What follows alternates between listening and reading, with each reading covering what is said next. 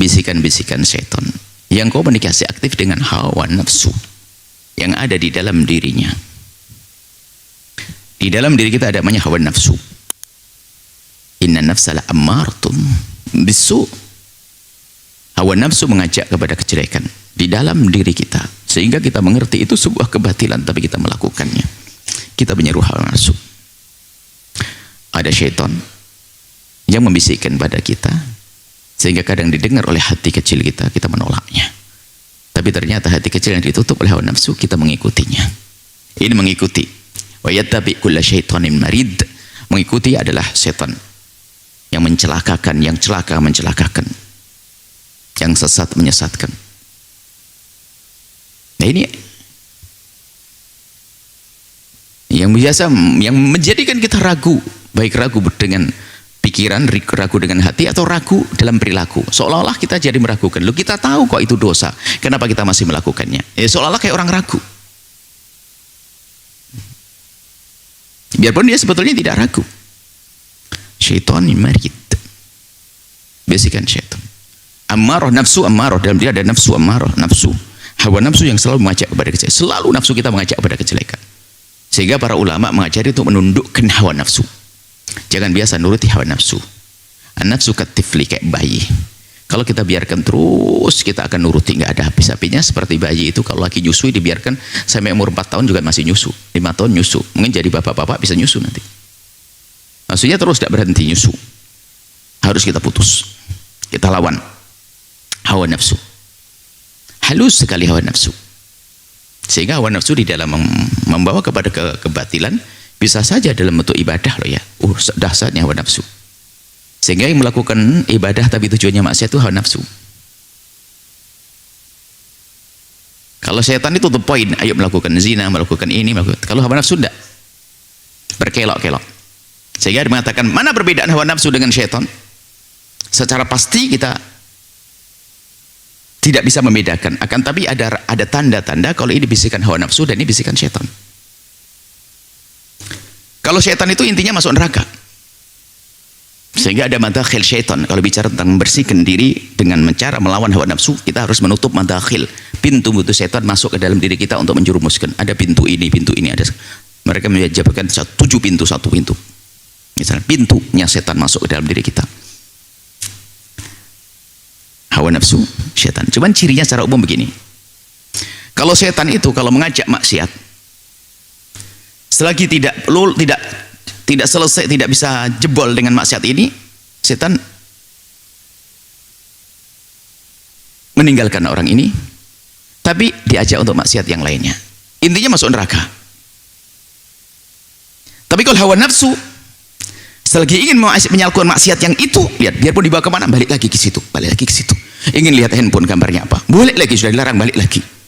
Ingin melakukan terus sih calon. Jadi kalau hawa nafsu cirinya harus sampai kul yang diinginkan oleh dirinya tadi dari kemaksiatan, itu hawa nafsu. Tapi kalau setan enggak, setan suruh ngajak, wah nyuri. Setelah disuruh nyuri, gagal kata setan, udahlah jangan nyuri, udahlah zina aja sebelahnya, mabuk di bawah sini. Jadi pindah. Kalau setan tidak langsung harus sukses dengan kejahatan itu, tidak, yang penting masuk neraka kata setan. Tapi kalau hawa nafsu enggak, balik lagi ke situ, pindah sih, balik lagi ke situ, katanya tuh balik ke situ. Ini ciri-ciri tentang hawa nafsu dan godaan syaitan. Jelas dua-duanya adalah mengerikan. Dan hawa nafsu dalam diri kita, sehingga kadang-kadang melakukan maksiat dengan cara ibadah. Oh, serem. Imam Ghazali dalam kitab Minhajul Abidin betul-betul merinci bagaimana begitu dahsyatnya hawa nafsu. Semoga ini selamat semuanya. Ada loh yang ngajak ngaji ini hawa nafsu loh ya. Hawa nafsu yang ngajak ngaji begini. Ada hawa nafsu. Mau sahurnya dia ngasih nafkah, istrinya kelaparan, nangis-nangis anaknya, enak-enak ngaji, nggak pernah ngasih nafkah. Bukankah itu hawa nafsu? Yang solehah ini, suaminya datang dari kok jauh, yang aku pengen ditemani, yang sudah nih pengajian, istiqamah. Allah, suaminya ngenes, nggak bisa ngelarang lagi wong ngaji, ya ngenes sekarang di rumah tuh, bengong dok. Misalnya, hawa nafsu dalam bentuk ibadah tampaknya. Yang jelas mengerikan semuanya. Tapi kan wayat tabi itu kan ada yang mengikuti. Yang mengikuti adalah hawa nafsu kita, ngikuti setan. Ada setan, ada hawa nafsu. Maka harus dibahas dua-duanya. Sehingga sebaik-baik kebaikan mukhalafah, melawan hawa nafsu. Ketahuilah, kutiba alaihi, sudah ditentukan, sudah dipastikan, annahu, sesungguhnya, man tawallahu, sudah diputuskan oleh Allah tentang syaitan. Sudah diputuskan apa sih setan itu untukmu? Enggak ada manfaatnya. Enggak ada manfaatnya. Sudah dipastikan oleh Allah, man tawallahu, yang menjadikannya wali, maksudnya adalah tumpuan, tempat berlindung, kembali, mengharap bantuannya, mendengar omongannya, bisikan seruannya setan, yang mendengar bisikan-bisikan fa'annahu, maka ketahuilah setan itu sudah ditentukan Allah, yudilluhu, akan menyesatkan. Dan itu sudah janjinya dia sendiri. Janjinya sendiri setan. Dimulai dari moyangnya iblis, kebencian kepada Nabi Adam. Menggodanya di mana setan itu?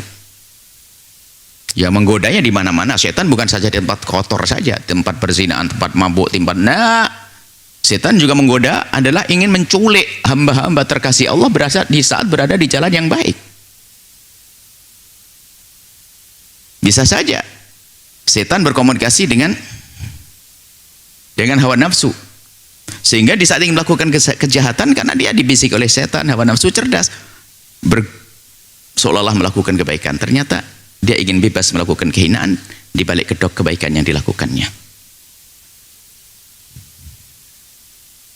Panti asuhan untuk mengeruk kekayaan, anak yatimnya tetap fakir, menggunakan baju yang seharusnya untuk menutup diri dan merasa bangga dengan baju kemuliaannya, ternyata ia mengatakan, kalau pakai begini nggak ada yang curiga kalau kita melakukan ketidakbaikan.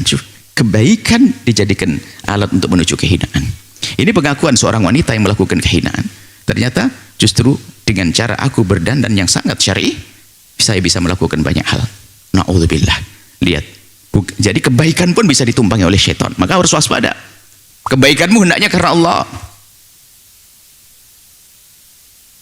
Itu hawa nafsu, komunikasi dengan syaitan.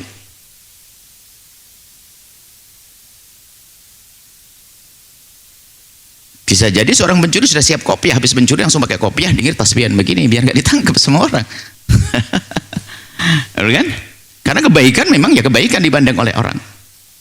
Tapi yang jadi masalah adalah orang melakukan keburukan di balik kebaikan. Jadi kebaikan hanya untuk bemper, untuk casing, melakukan kehinaan-kehinaan. Dan sungguh benar apa yang Allah firmankan, setan berjanji, la aqa'udannalahum, setan berjanji, demi Allah akan aku tongkrongin mereka orang-orang yang beriman ala siratikal mustaqim, di saat mereka di jalanmu yang benar ya Allah. Lu ditongkrongin tempat kebaikan. Di tempat keburukan aku bergaul dengan mereka. Sudah main dengan syaitan di tempat kotor, tapi di tempat yang baik ada setan membisikkan bermacam-macam cara. Wa yudhilluhu fa annahu yudhilluhu, akan menyesatkan, wa yahdihi, dan akan menggiring ila adzabis sa'ir, kepada neraka, kepada siksa yang neraka sa'ir, siksa yang api yang dinyalakan, api yang membakar.